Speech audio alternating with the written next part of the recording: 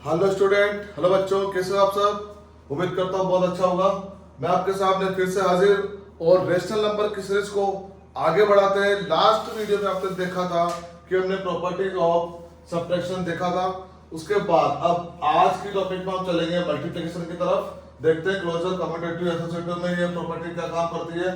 तो स्वागत है आपका एमजी प्लस में। मैं नवनीत आपको बताने जा रहा हूँ रेशनल नंबर की प्रॉपर्टीज, जो कि सीरीज आगे बढ़ रही है इसकी। यहां से देखना, यहां पर हमने फर्स्ट में देखा था प्रॉपर्टीज ऑफ एडिशन, उसके बाद हमने पढ़ा properties of subtraction and third जो आई है वो क्या आया, मल्टीप्लिकेशन। अब मल्टीप्लिकेशन में क्या क्या होता है ये आपको इसलिए बताया जा रहा है क्योंकि कुछ छोटी छोटी चीजें हैं जो इनके बेस पर होती है। अगर आपको ये छोटी छोटी चीजें नहीं आएगी तो आगे जाके बड़ी वाली चीजों में प्रॉब्लम क्रिएट होगी, बड़े क्वेश्चन नहीं कर पाओगे। तो इस वजह से यहां पर मैं लेके आया आपके लिए, देखो प्रॉपर्टी ऑफ मल्टीप्लिकेशन। अब क्लोजर में, कम्यूटेटिव में, एसोसिएटिव में, और प्रॉपर्टी ऑफ वन जिसे हम बोलते हैं मल्टीप्लिकेटिव आइडेंटिटी। ठीक है, तो अब स्टार्ट करते हैं closure. Closure property of multiplication. Closure property मैंने आपको बेसिकली पहले कई बार बता चुका हूं। क्लोजर प्रॉपर्टी कुछ नहीं होता, एक नाम है क्लोजर प्रॉपर्टी, जिसमें हमें अगर दो रेशनल नंबर का मल्टीपल करते हैं तो हमें आंसर भी रेशनल नंबर में ही मिलेगा। तो यही है अपनी क्लोजर प्रॉपर्टी। अब देखो यहाँ पे मैंने एग्जांपल लिया है एक कि 1/2 मल्टीप्लाई 6/7। ठीक है, अब यहाँ जब इसको मल्टीपल करेंगे दो रेशनल नंबर को, तो आप देख सकते हो कुछ बच्चे सोच रहे हैं 2 से क्यों नहीं काटा, काटा है भाई, बाद में काटा है, इधर देखना आराम से देखो।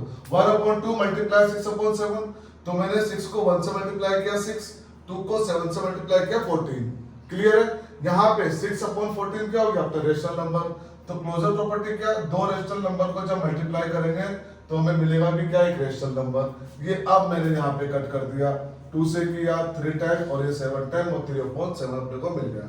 यहाँ पे देखिए, यहाँ मैंने प्लस लिया था, इस बार माइनस का देते हैं, तो माइनस माइनस प्लस, दो साइन सेम साइन, ऑलवेज भी पॉजिटिव।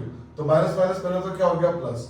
अब यहाँ देखते हैं 4/7 मल्टीप्लाई 9/30, तो 4 को 9 से मल्टीप्लाई किया तो 36 और 13 7 जा 91।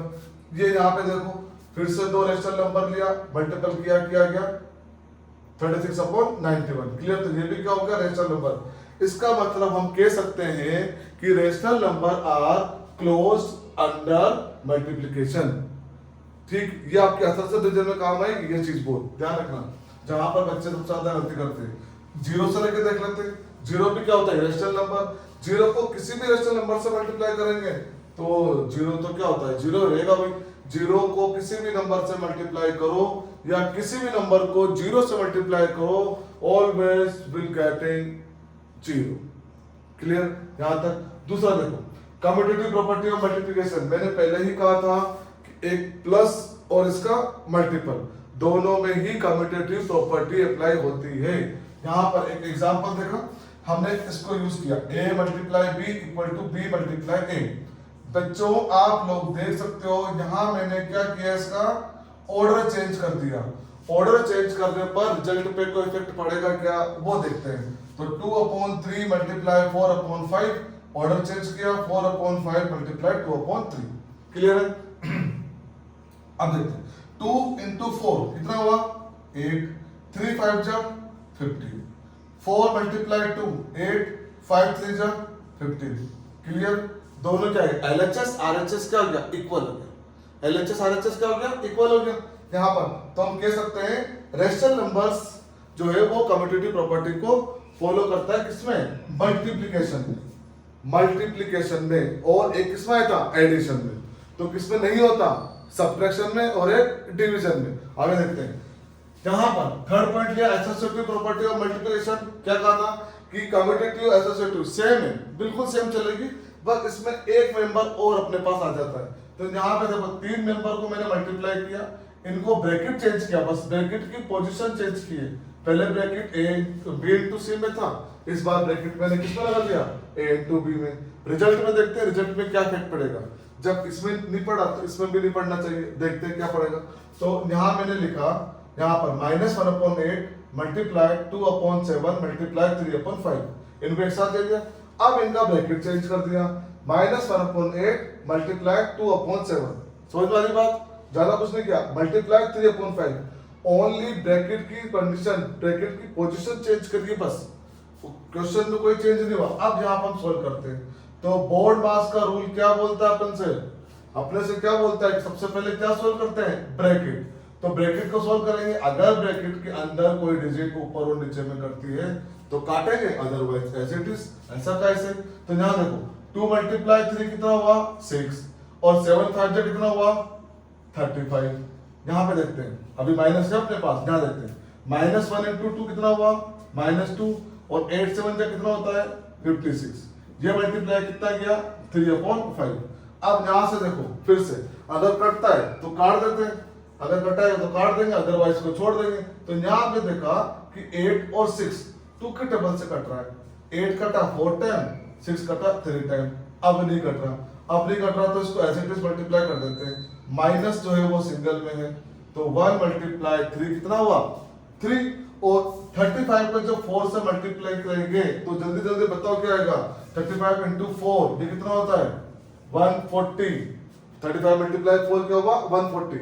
अब इस साइड पे देखते हैं यही कंडीशन बन रही है क्या, 3 से कट रहा है क्या, 3 का डिविजिबल रूल क्या होता है, इन दोनों को प्लस करो, 5 + 6 कितना है 7, 5 + 6 11, 11 3 के टेबल में नहीं आता तो ये नहीं कटेगा। अब यहाँ पे देखते हैं, उसके अलावा ये कटेगा नहीं कटेगा, तो यहाँ कितना आया, यहाँ पे देखो ये आ गया 6, ये कितना आ गया 6। इसके बाद यहाँ पे मल्टीप्लाई करो इसको, कितना हुआ, यहाँ पे देखो 5 को 6 से किया तो 30, कैरी कितना गया 3, 5 5 से कितना हुआ 25, 25 + 3 कितना हुआ 28, सिंगल माइनस था सिंगल। अब आप लोग सोच रहे होंगे सर यहाँ तो -3/140 आ रहा है, लेकिन यहाँ क्या आ रहा है -6/280, इक्वल कैसे होगा। अभी हम यहाँ हमने क्यों छोड़ा, क्योंकि कट नहीं रहा था। यहाँ देखो 6 क्या होता है इवन नंबर, 0 क्या होता है इवन नंबर में, यहां से जब इसको 2 से कट करेंगे ये आ जाएगा 3, 2 कटेगा 1, 8 कटेगा 4, और ये 0, देखो आप लोग आ गया -3/140, -3/140। इसका मतलब मल्टीप्लिकेशन में एसोसिएटिव प्रॉपर्टी अप्लाई होती है, क्लियर। अब ये जो है वो सिंपल सी वो छोटी सी प्रॉपर्टी है, लेकिन कभी कभी ऑब्जेक्टिव में पूछ लेते हैं, इसलिए मैंने इसको भी लिख दिया। ऑब्जेक्टिव में कभी कभी पूछ लेते हैं कि मल्टीप्लिकेटिव आइडेंटिटी होती क्या, इसको प्रॉपर्टी ऑफ 1 भी बोलते हैं। इसका मतलब ये है, अपना जो ये 1 है, ये है बेचारा बहुत सीधा साधा सज्जन आदमी, इसको आप किसी भी नंबर से मल्टीप्लाई करो, किसी से भी मल्टीप्लाई करो, ये क्या हो जाता है, ये कभी भी उस नंबर में कोई चेंज नहीं करता, कोई चेंज नहीं करेगा, वही सेम टू सेम नंबर आएगा। इसलिए इसको क्या बोलते हैं, प्रॉपर्टी ऑफ 1 या फिर मल्टीप्लिकेटिव आइडेंटिटी। देखो आप सब, यहाँ पे 2 मल्टीप्लाई 1 किया 2, -13 × 1 किया -13, -2/5 किया तो वही सेम -2/5, एक एक्स्ट्रा हमने ले लिया, 5 × 1 किया। अब यहाँ पर 0 × 1 करेंगे तो क्या आएगा 0। इसका मतलब प्रॉपर्टी ऑफ 1 जब अप्लाई करेंगे तो जिस भी नंबर को 1 से मल्टीप्लाई कर रहे हैं उस नंबर में कोई चेंज नहीं आएगा। अब ये मैंने बॉक्स बना के यहाँ कुछ प्रॉपर्टी लिखी है, डिवीजन, डिवीजन डिवीजन डिवीजन, मतलब क्या एक साथ क्यों लिखी, और बीच में बड़ा सा क्लोज भी लगाया। इसका मतलब क्लोजर प्रॉपर्टी ऑफ डिवीजन जो है वो एडिशन में अप्लाई होगी, सब्ट्रैक्शन में होगी, मल्टीप्लिकेशन में होगी, लेकिन डिवीजन में नहीं होगी। कम्यूटेटिव प्रॉपर्टी एडिशन में होगी, मल्टीप्लिकेशन में होगी, लेकिन सब्ट्रैक्शन में और डिवीजन में नहीं होगी। एसोसिएटिव प्रॉपर्टी मल्टीप्लिकेशन में होगी, एडिशन में होगी, लेकिन डिवीजन में नहीं होगी। तो इन तीनों का आप डायरेक्ट याद रखना कि क्लोजर प्रॉपर्टी जहां पर डिवीजन में क्लोजर, कम्यूटेटिव और एसोसिएटिव तीनों ही प्रॉपर्टी अप्लाई नहीं होती। अब जो अपनी नेक्स्ट वीडियो आएगी उसमें मैं लेकर चलूंगा डिस्ट्रीब्यूटिव प्रॉपर्टी और एक वर्ड प्रॉब्लम के साथ साथ कुछ प्रॉपर्टी बेस्ड क्वेश्चन भी। तो कल जो वीडियो आएगी वो आपके लिए बहुत इंपॉर्टेंट होने वाली है, तो जल्दी से वीडियो को लाइक करो, सब्सक्राइब करो और नेक्स्ट वीडियो देखना मत भूलना, ठीक है। तो thank you very much for watching my channel.